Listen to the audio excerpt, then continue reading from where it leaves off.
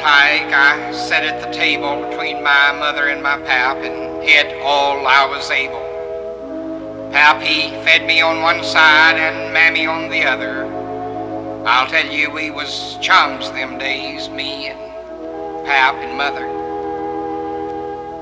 Sundays we'd take great long walks through the woods and pastures. Pap, he always packed a cane. Mother and me picked asters. Sometimes they's a sister along, and sometimes they's a brother. But there was always us three, just me and pap and mother. Pap, he didn't gabble much, held his head down thinking, didn't seem to hear us talk nor the cowbells clinking. Love streaks all appeared worried out about one thing or another.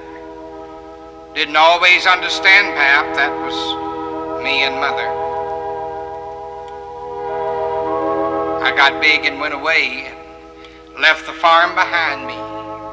Thinking of that parting yet just kind of seems to choke and blind me. Of course, I'd be all safe and good with my married brother, but we had to part, us three, me, Pap, and mother. I hurried back one day, found Pap changed, pale and holler. Seemed right off that he'd have to go where we couldn't follow. Love streaks all showed up then. We loved each other. Talk fast just to keep back the tears, me and Pap and mother. Pap, he's dead, but mother ain't. Soon will be, I reckon. Claims already she can see Pap's forefinger beckon. Life ain't long. I'll go myself one of these days or other. Then we'll have good times again, me and Pap and mother. Prettier hills we'll have to climb, sauntering along old-fashioned. Hear the wild birds singing round and see the river splashing. If only God had let us three be alone like we'd rather. Heaven would be a great old place for me and Pap and mother.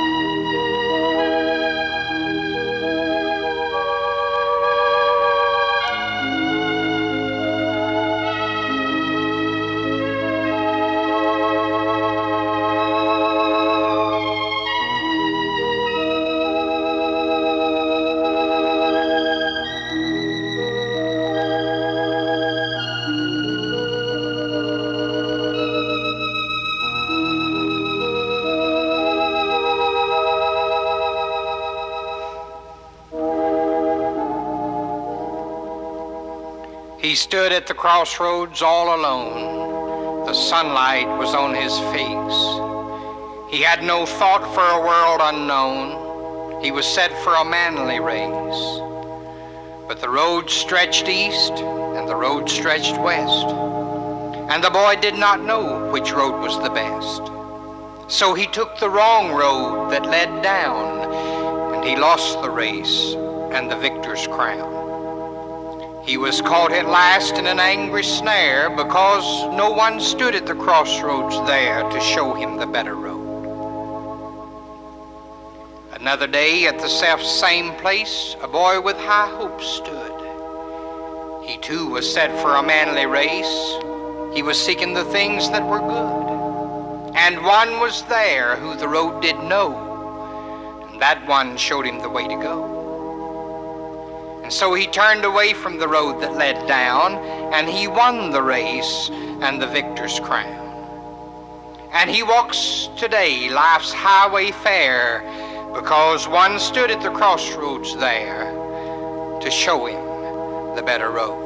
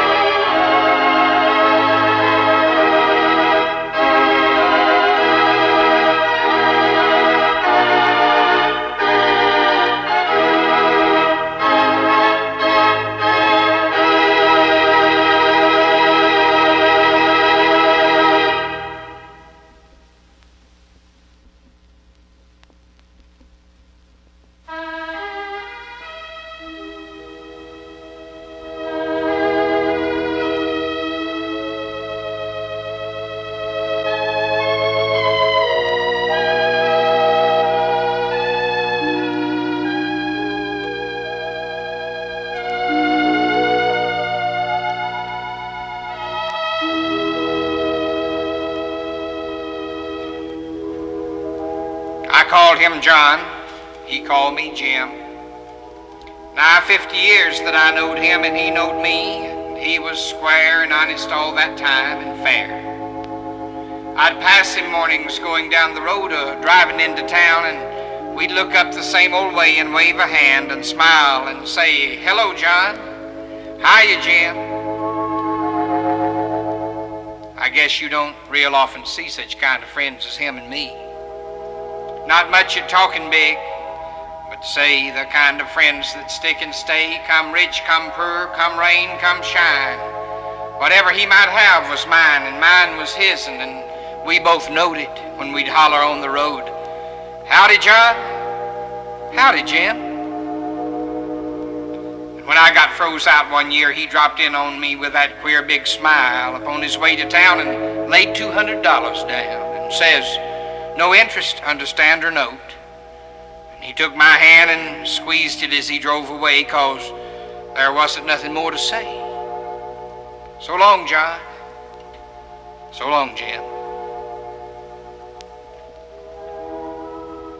And when John's boy came courting Sue, John smiled, and well, I smiled some too, as though things was a-coming out as if we'd fixed 'em up just about. And when Sue blushed and told me why, I sat and chuckled on the sly, and so did John. Put out his hand, no words but these, you understand.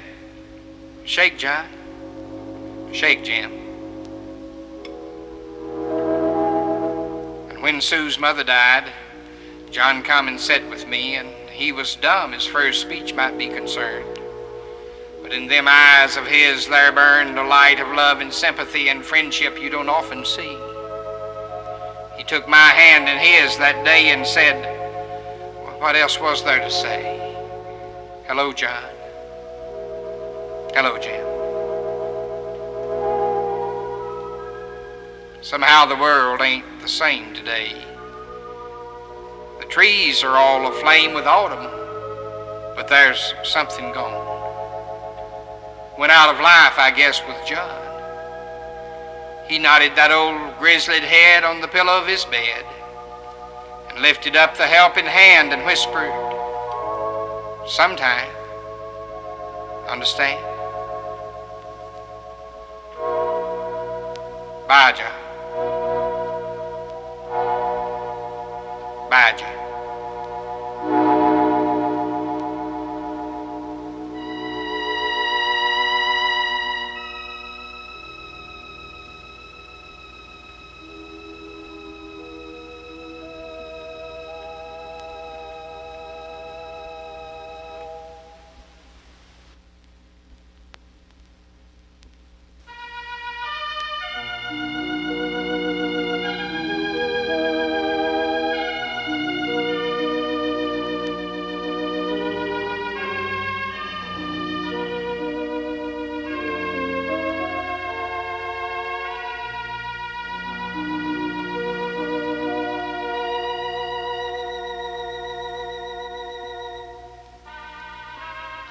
She never closed her eyes in sleep till we were all in bed.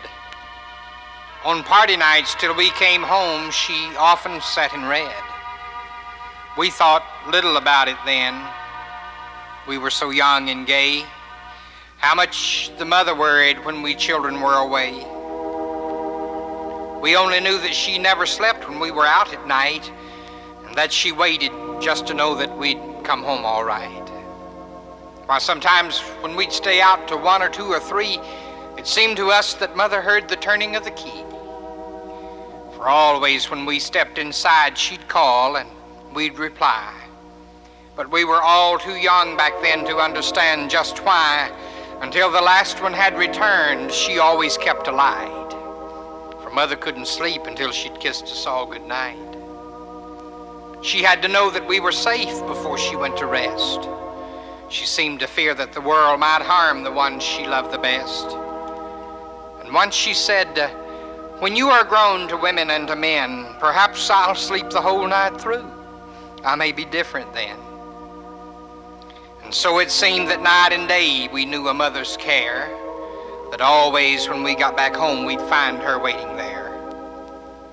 Then came the night that we were called together round her bed. The children are with you now, the doctor said.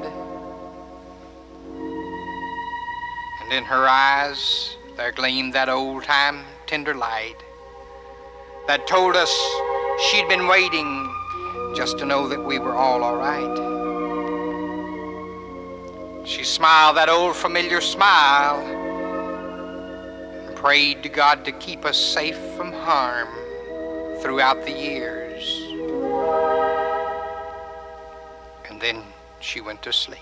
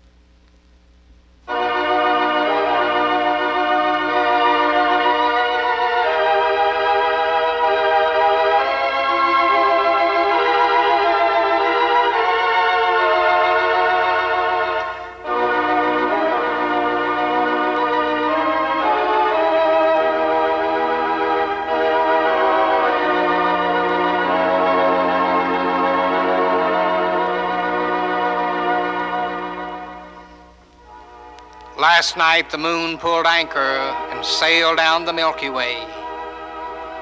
She peeped through a sanitarium window where a lonely shut-in lay.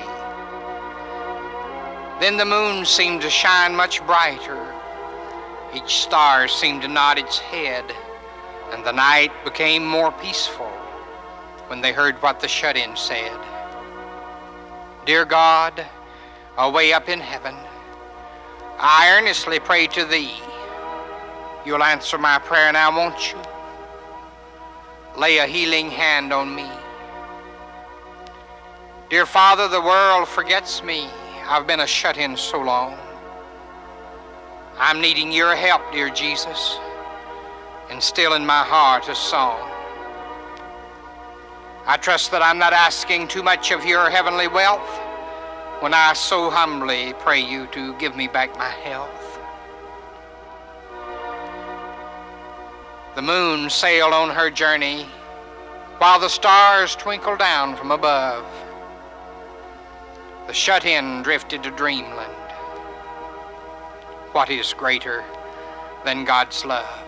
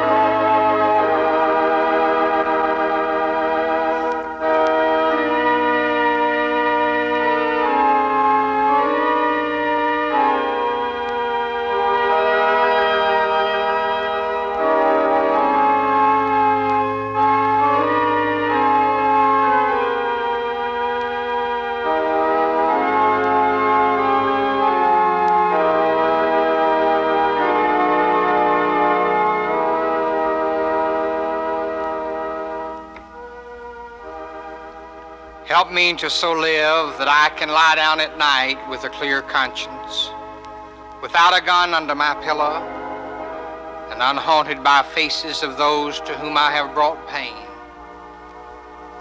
Grant that I may earn my meal ticket on the square, and that in earning it, that I may do unto others as I would have them do unto me. Deafen me to the jingle of dishonest money and to the rustle of unholy garments.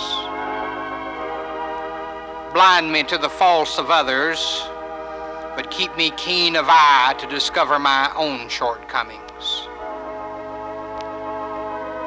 Guide me that when I look into the face of my friends, I shall have nothing to conceal. Keep me young enough to laugh with little children, and sympathetic enough to be considerate of old age. And when the time comes for darkened windows, the smell of flowers, the tread of soft footsteps, and the crunching of wheels in the yard, make the ceremony short and the epitaph simple.